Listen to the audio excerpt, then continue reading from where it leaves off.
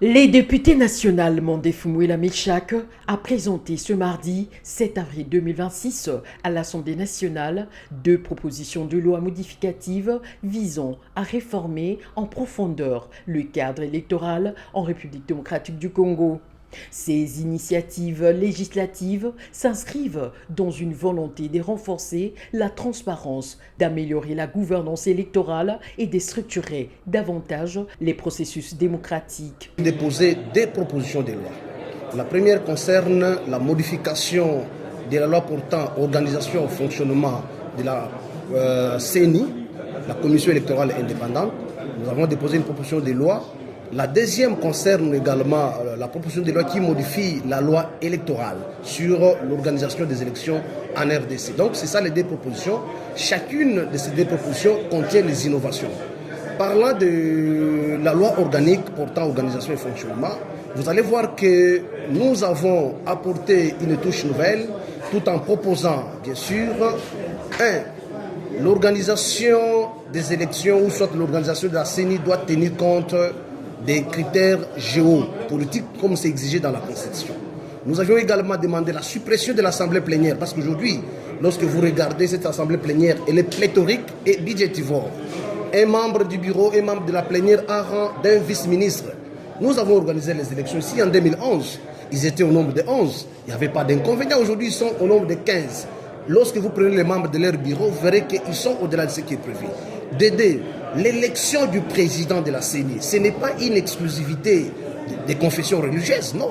Nous avions lancé la compétition aujourd'hui. Toute personne compétente, habilitée, capable d'apporter une touche technique à cette gymnastique peut postuler. On a donné ce pouvoir à l'Assemblée nationale qui va organiser l'appel à la candidature, les concours ainsi que l'examen de toutes les personnes qui seront retenues comme candidats président de la CENI. Aujourd'hui là, toute personne qui se sent capable, il peut postuler. Nous avons également dans les innovations concernant cette loi, c'est cette question de cumul à plusieurs postes. Voilà aujourd'hui certaines personnes, la caisse, les trésors publics concentrés dans une même famille. Alors, la proposition parmi les innovations, c'est l'interdiction de postuler à plus de deux niveaux.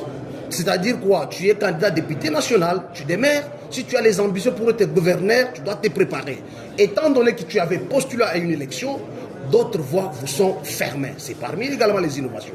Avec la loi électorale, nous avons supprimé les seuils de recevabilité de 60%, ce qui a été parce qu'aujourd'hui ça a causé de plus grands problèmes dans la population.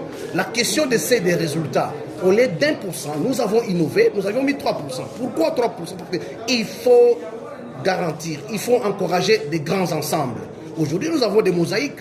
Dedans, vous verrez que les gens, il n'y a pas une discipline politique. Alors que, vous pouvez prendre de grands partis comme l'IDPS, PALU, CNC et autres. Ils sont là aujourd'hui capables de se représenter et d'apporter les vrais élus qui doivent répondre à la discipline de leur parti politique. La question des témoins aujourd'hui, point n'est besoin de revenir là-dessus. Les systèmes d'importation. Nous avons interdit, au travers des innovations, ne peut être témoin que celui qui est inscrit sur la liste de la circonscription électorale, mais également les observateurs nationaux.